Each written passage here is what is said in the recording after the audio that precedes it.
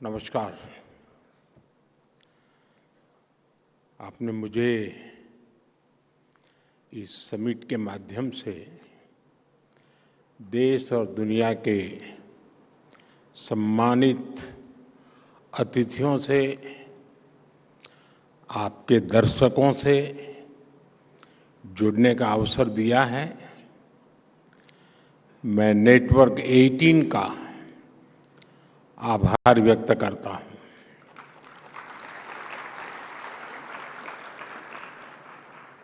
मुझे खुशी है कि आपने इस वर्ष की समिट को भारत के युवाओं की एस्पिरेशन से जोड़ा है। इस साल के शुरुआत में विवेकानंद जयंती के दिन यहीं भारत मंडपम में विकसित भारत यंग लीडर्स डायलॉग हुआ था। तब मैंने युवाओं की आंखों में देखा था सपनों की चमक, संकल्प का सामर्थ्य और भारत को विकसित बनाने का जुनून।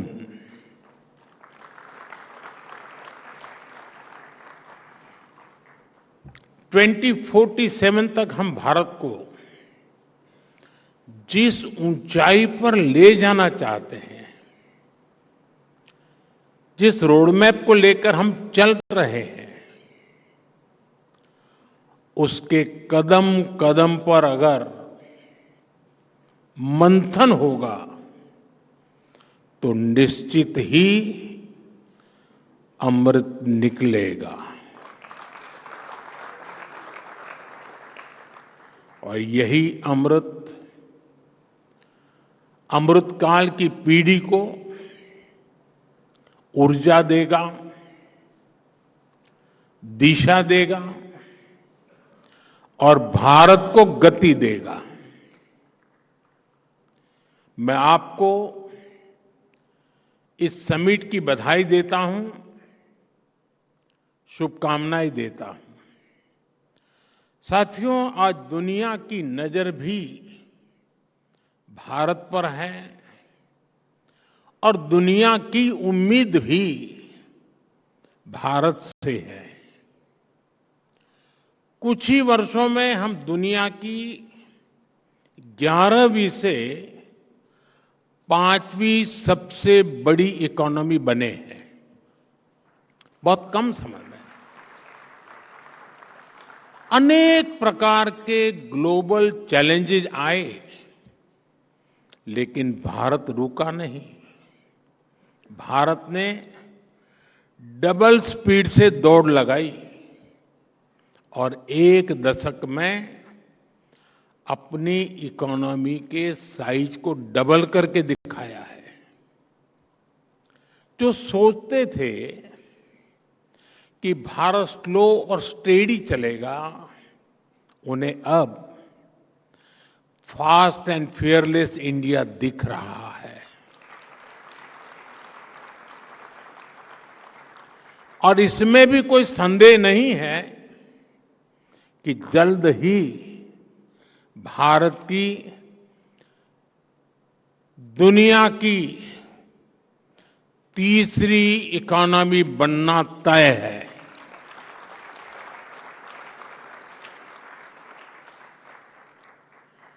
ग्रोथ की इस अभूतपूर्व स्पीड को कौन ड्राइव कर रहा है? इसे ड्राइव कर रहे हैं भारत के युवा, उनके एम्बिशंस और उनके एस्पिरेशंस। युवा भारत की इन्हीं एम्बिशंस और एस्पिरेशंस को एड्रेस करना आज देश की प्राथमिकता भी है। साथियों, आज 8 अप्रैल है। कल परसों ही साल 2025 के 100 दिन पूरे हो रहे हैं।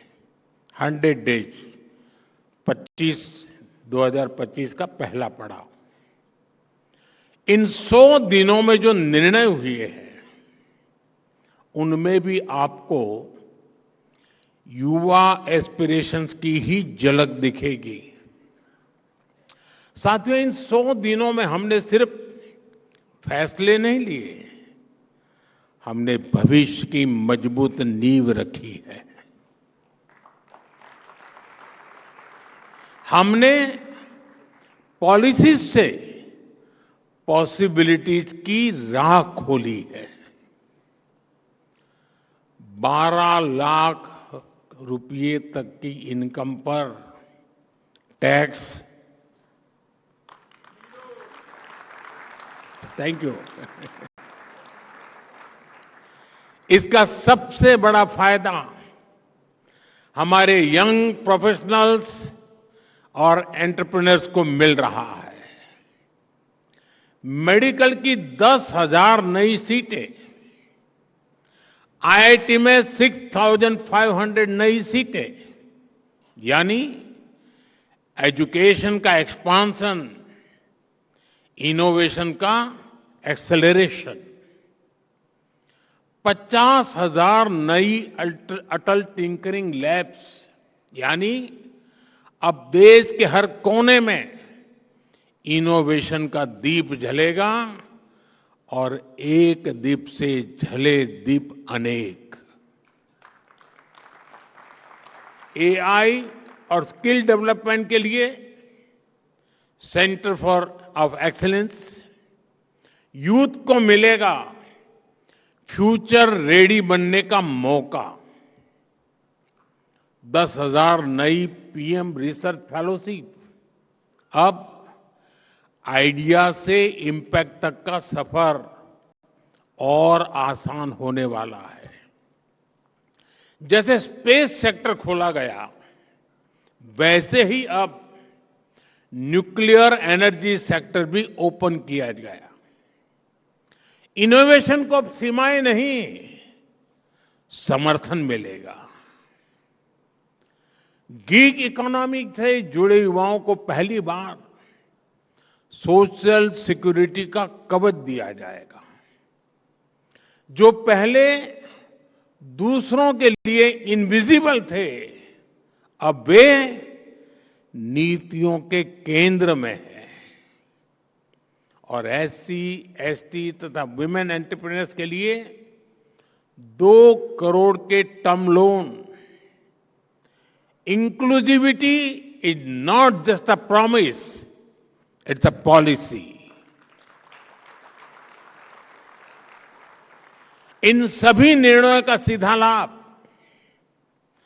भारत के नौजवानों को मिलने वाला है, क्योंकि जब युवा आगे बढ़ेगा तभी भारत आगे बढ़ेगा। साथियों, इन 100 दिनों में भारत ने जो किया है वो दिखाता है कि भारत रुकने वाला नहीं है। भारत झुकने वाला भी नहीं है। भारत अब थमने वाला भी नहीं है। इन 100 दिनों में भारत दुनिया का चौथा ऐसा देश बना जिसने सैटेलाइट्स की डॉकिंग और अनडॉकिंग की क्षमता हासिल की। भारत ने सेमी क्रायोजेनिक इंजन का सफल परीक्षण करके दिखाया। भारत ने 100 गीगावाट सोलर कैपेसिटी का ऐतिहासिक पड़ाव पार कर लिया। भारत ने 1,000 मिलियन टन कोयला उत्पादन का रिकॉर्ड बनाया। नेशनल क्रिटिकल मिनरल मिशन की शुरुआत हुई और इन्हीं 100 दिनों में कर्मचारियों के लिए 8वें वेतन आयोग गठित करने का निर्णय हुआ। किसानों के लिए खाद पर सब्सिडी में बढ़ोतरी का फैसला हुआ। यानी अन्नदाता की चिंता सरकार की प्राथमिकता है। छत्तीसगढ़ में 3 लाख से ज्यादा परिवारों ने एक साथ नए घरों में गृह प्रवेश किया। स्वामित्व योजना के तहत 65 लाख से अधिक प्रॉपर्टी कार्ड सौंपे गए। और इतना ही नहीं, इन्हीं 100 दिनों में दुनिया की सबसे ऊंची टनलों में से एक सोनमर्ग टनल राष्ट्र को समर्पित की गई। आईएनएस सूरत, आईएनएस नीलगिरी, आईएनएस वाक्षित भारतीय नौसेना की ताकत में नए नगीने जुड़ गए। सेना के लिए made in India light combat helicopter खरीदी को हरी झंडी मिली और वक्फ कानून में संशोधन का बिल पास हुआ। यानी सामाजिक न्याय के लिए एक और बड़ा और ठोस कदम लिया गया। ये 100 दिन 100 फैसलों से भी बढ़कर है। ये 100 संकल्पों की सिद्धि के दिन है। साथियों, परफॉर्मेंस का यही मंत्र राइजिंग भारत के पीछे की असली एनर्जी है। आप जानते हैं, अभी 2 दिन पहले ही मैं रामेश्वरम में था। वहां मुझे ऐतिहासिक पंबन ब्रिज के लोकार्पण का अवसर मिला। करीब 125 साल पहले अंग्रेजों ने वहां एक पुल बनवाया था। उस पुल ने इतिहास देखा, उसने आंधियां सही। एक बार सुनामी ने, साइक्लोन ने उस पुल को बहुत नुकसान पहुंचाया। सालों तक देश इंतजार करता रहा, लोग मांग करते रहे, लेकिन पहले की सरकारों की नींद नहीं टूटी। जब हमारी सरकार आई तो नए पंबन ब्रिज के लिए काम शुरू हुआ और अब देश को अपना पहला वर्टिकल रिफ्ट रेल सी ब्रिज मिल गया है। साथियों, परियोजनाओं को लटकाते रहने से देश नहीं चलता। देश चलता है परफॉर्म करने से, तेजी से काम करने से। Delay is the enemy of development. और हमने इस दुश्मन को हराने की ठान ली है। मैं आपको और भी उदाहरण दूंगा। जैसे असम का बोगीबिल ब्रिज, हमारे पूर्व पीएम देवगौड़ा जी ने 1997 में इसकी आधारशिला रखी। वाजपेयी जी की सरकार आई, उन्होंने काम शुरू करवाया। वाजपेयी जी की सरकार गई, कांग्रेस की सरकार आई तो ब्रिज का काम भी लटक गया। अरुणाचल और असम के लोगों, लाखों लोग परेशान होते रहे, लेकिन तब की सरकार पर कोई फर्क नहीं पड़ा। 2014 में आपने जब हमें सेवा करने का मौका दिया और ये प्रोजेक्ट फिर से शुरू हुआ और सिर्फ 4 साल में 2018 में ब्रिज का काम पूरा हो गया। ऐसे ही केरला में कोल्लम बाईपास रोड प्रोजेक्ट का भी उदाहरण है।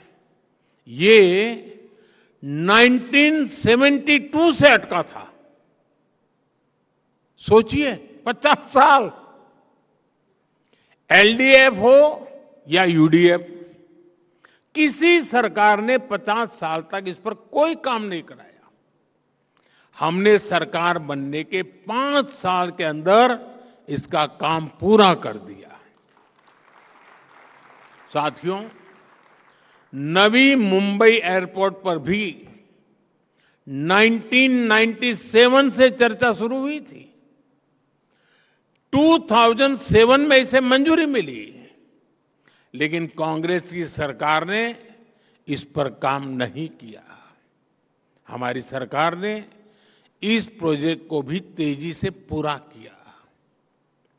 वो दिन दूर नहीं जब नवी मुंबई एयरपोर्ट से कॉमर्शियल फ्लाइट्स भी शुरू हो जाएगी।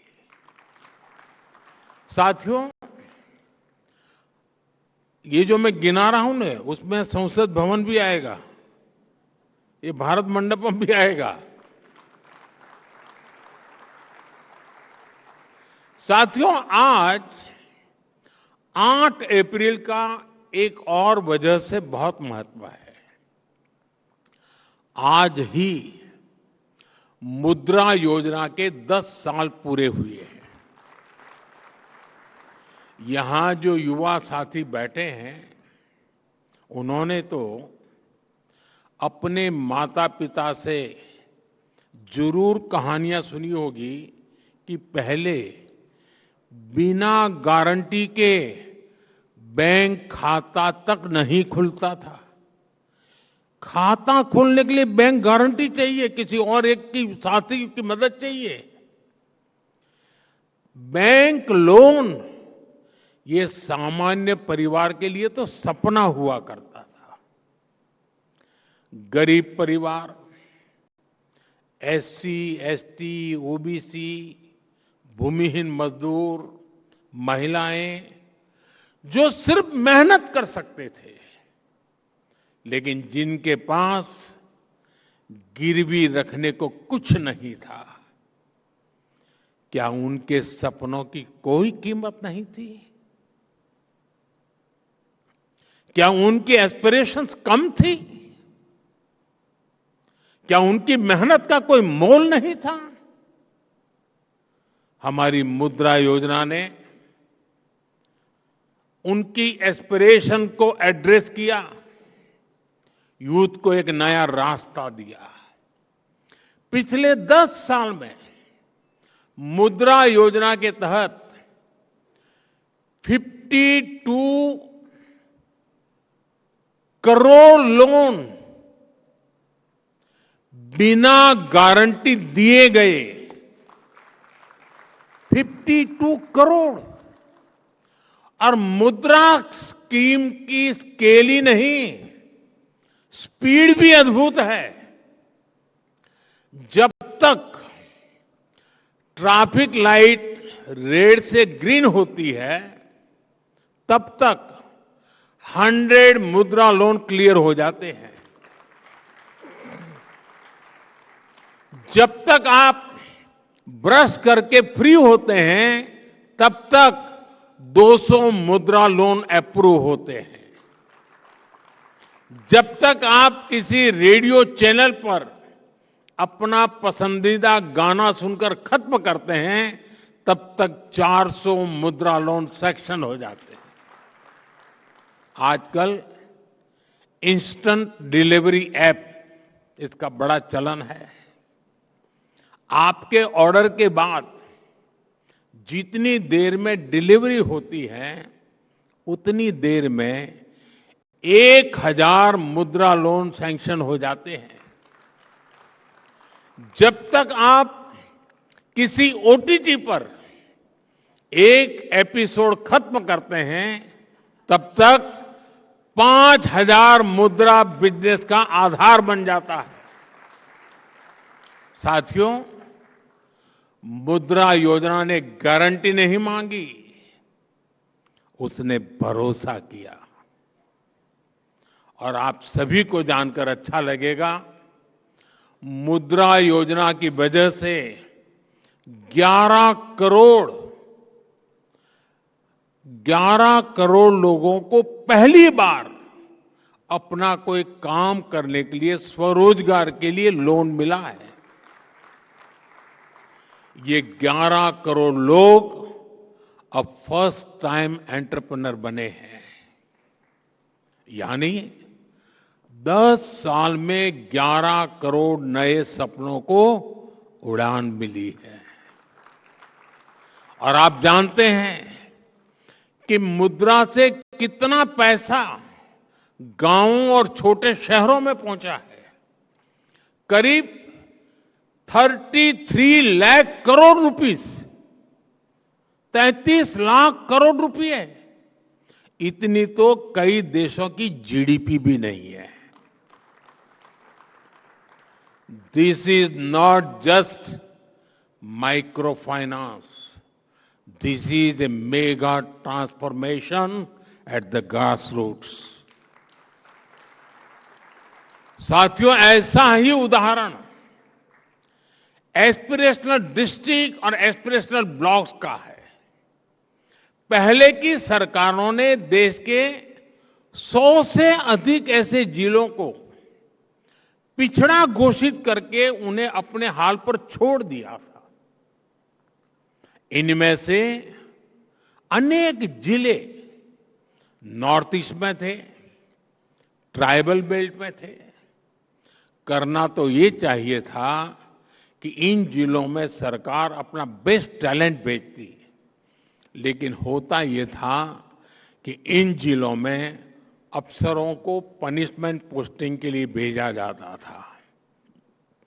यही तो पुरानी सोच थी, पिछड़े को पिछड़ा ही रहने दो। हमने ये अप्रोच बदली और इन जिलों को एस्पिरेशनल डिस्ट्रिक्ट घोषित किया। हमने इन जिलों के एडमिनिस्ट्रेशन पर फोकस किया, अपनी फ्लैगशिप स्कीम्स को मिशन मोड पर इन जिलों में लागू किया। अलग अलग पैरामीटर्स के आधार पर इन जिलों की ग्रोथ को मॉनिटर किया गया। आज वही एस्पिरेशनल डिस्ट्रिक्ट्स कई राज्यों की एवरेज से बेहतर और कई तो नेशनल एवरेज से आगे निकल चुके हैं। और इसका सबसे बड़ा लाभ वहीं के युवाओं को मिला है। अब वहां के नौजवान कहते हैं, हम भी कर सकते हैं, हम भी आगे बढ़ सकते हैं। आज दुनिया के कई reputed institutions, reputed journals aspirational district program की सराहना करते हैं। इसी सफलता से प्रेरणा लेकर अब हम 500 एस्पिरेशनल ब्लॉक्स पर काम कर रहे हैं।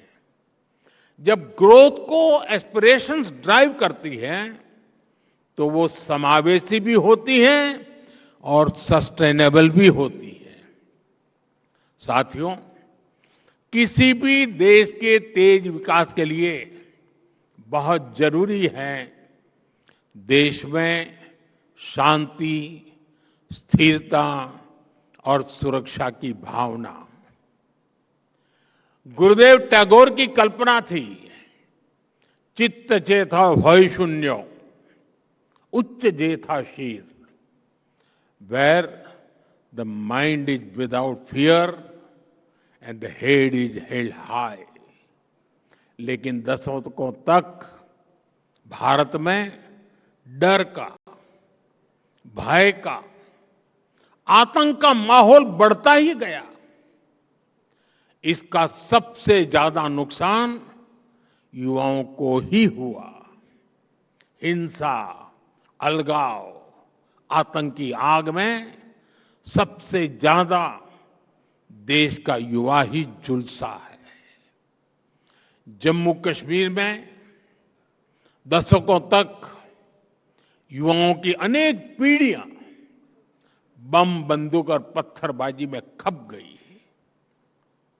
लेकिन दशकों तक देश पर शासन करने वाले इस आग को बुझाने का साहस नहीं दिखा पाए। हमारी सरकार की स्ट्रांग पॉलिटिकल विल और संवेदनशीलता के चलते आज वहां हालत बदले हैं।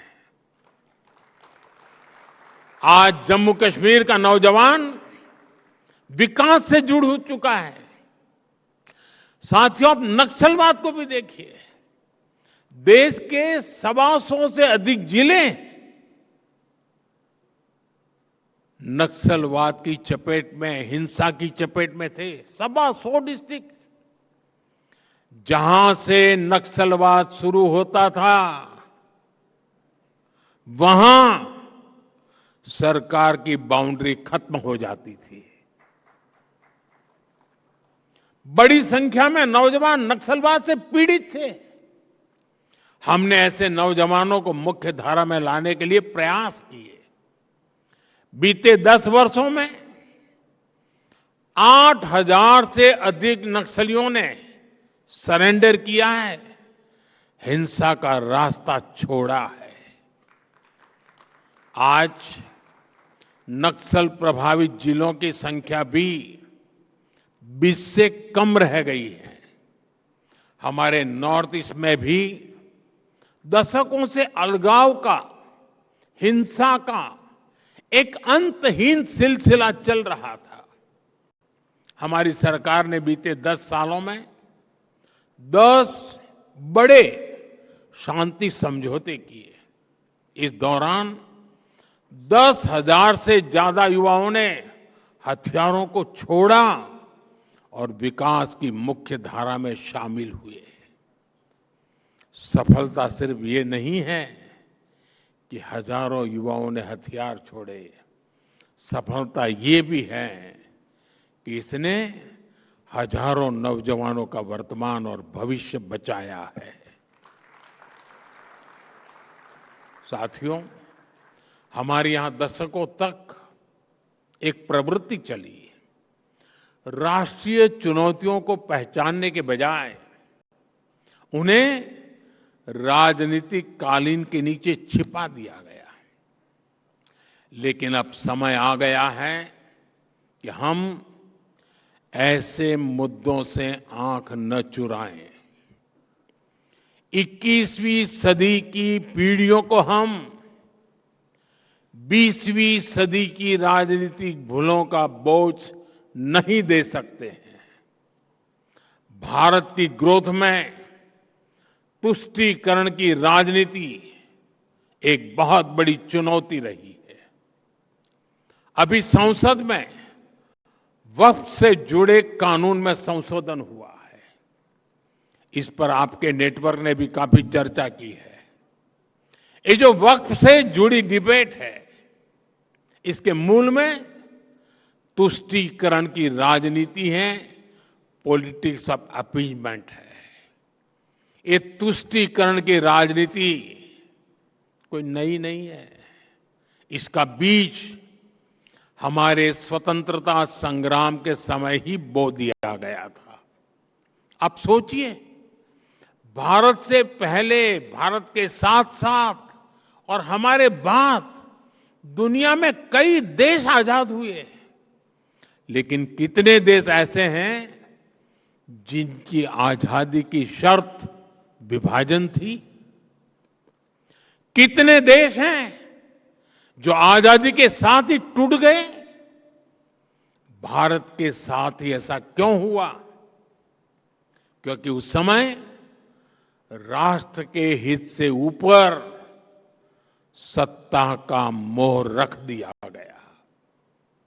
अलग देश का विचार सामान्य मुस्लिम परिवारों का नहीं था, बल्कि कुछ कट्टरपंथियों का था, जिसको कांग्रेस के कुछ नेताओं ने खाद पानी दिया ताकि वे सत्ता के अकेले दावेदार बन सके। साथियों, तुष्टीकरण की इस राजनीति में कांग्रेस को सत्ता मिली, कुछ कट्टरपंथी नेताओं को ताकत और दौलत मिली, लेकिन सवाल ये है, आम मुसलमान को क्या मिला? गरीब, पसमानदा मुसलमान को क्या मिला? उसे मिली उपेक्षा, उसे मिली अशिक्षा, उसे मिली बेरोजगारी। और मुस्लिम महिलाओं को क्या मिला? उन्हें मिला शाहबानो जैसा अन्याय, जहां उनका संवैधानिक हक कट्टरपंथ की भेंट चढ़ गया। उन्हें मिला चुप रहने का आदेश, सवाल न पूछने का दबाव, और कट्टरपंथियों को मिल गया खुला लाइसेंस महिलाओं के अधिकारों को कुचलने का।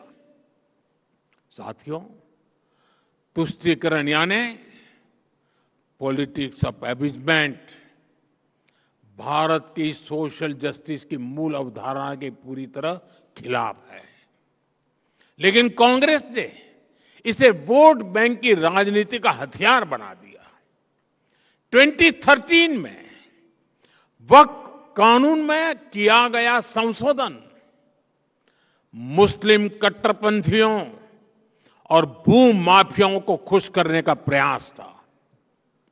इस कानून को ऐसा रूप दिया गया कि उसने संविधान के ऊपर खड़ा होने का भ्रम पैदा किया। जिस संविधान ने न्याय के रास्ते खोले, उन्हीं रास्तों को वक्फ कानून ने संकुचित कर दिया गया। और इसके दुष्परिणाम क्या हुए? कट्टरपंथियों और भूमाफियाओं के हौसले बुलंद हुए। केरल में ईसाई समाज के ग्रामीणों की जमीन पर वक्फ के दावे, हरियाणा में गुरुद्वारों की जमीन विवादों में, कर्नाटका में किसानों की जमीन पर दावा, कई राज्यों में गांव के गांव हजारों हेक्टेयर जमीन अब एनओसी और कानूनी उलझनों में फंसी पड़ी है।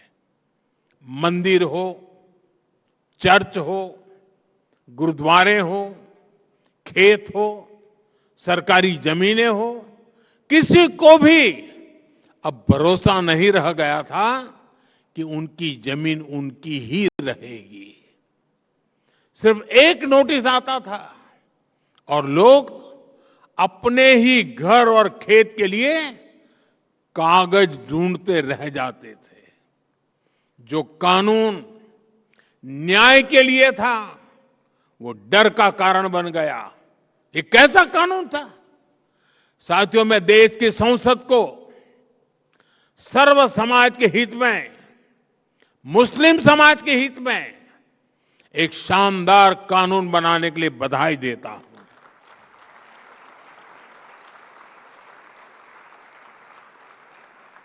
अब वक्फ की पवित्र भावना की भी रक्षा होगी और गरीब, पसमानदा मुसलमान, महिला, बच्चे, सबके हक भी महफूज रहेंगे।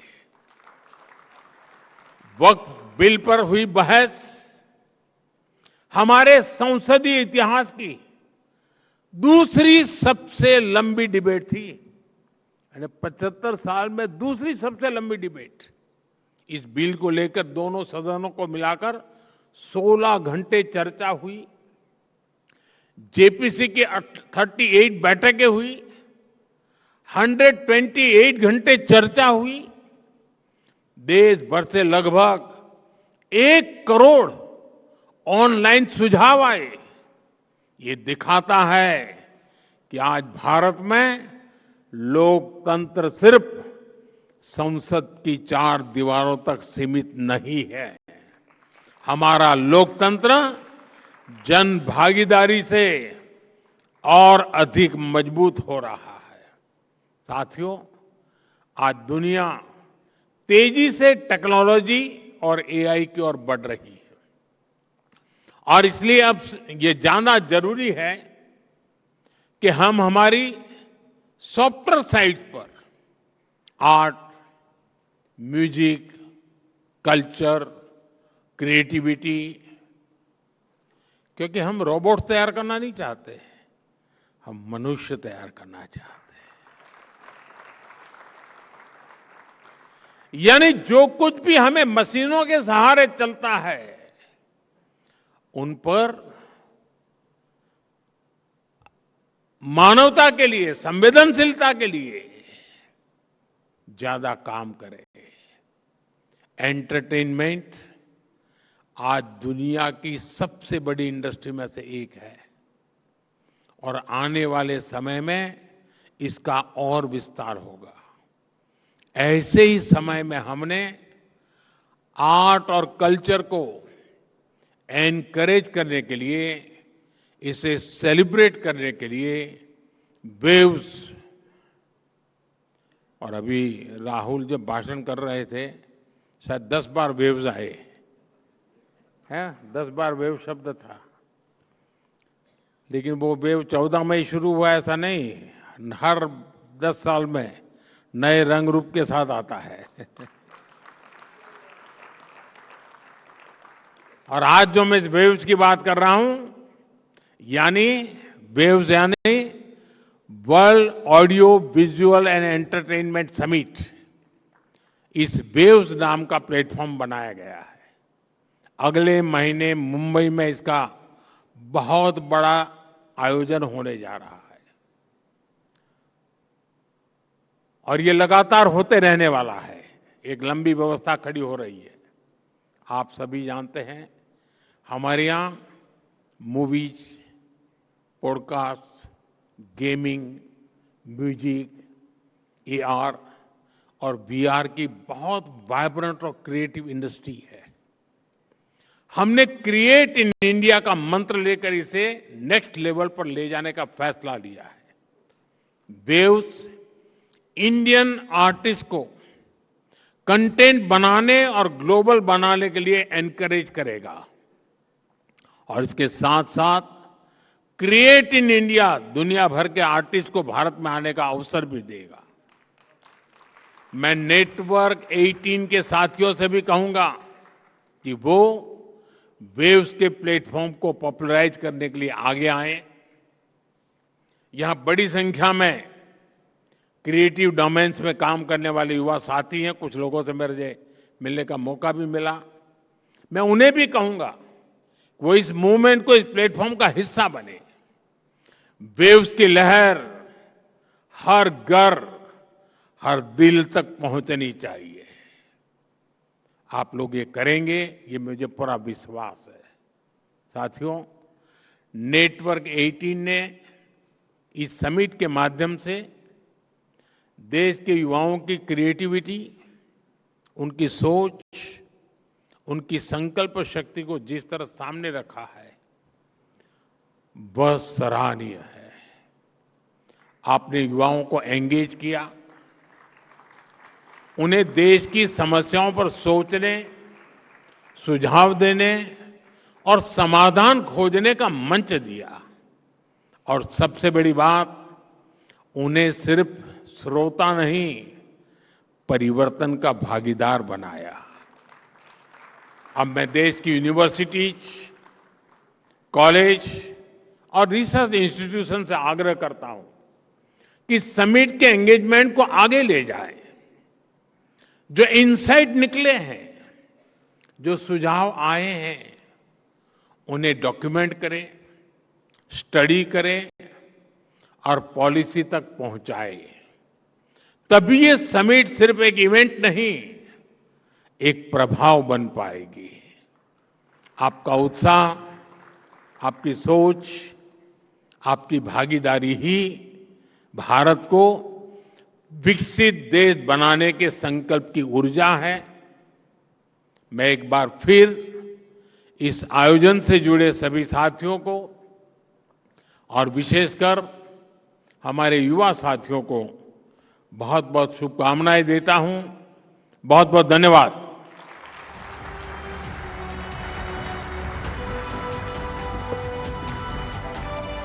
Huge round of applause for the Honorable Prime Minister Shri Narendra Modi. What an inspiring speech.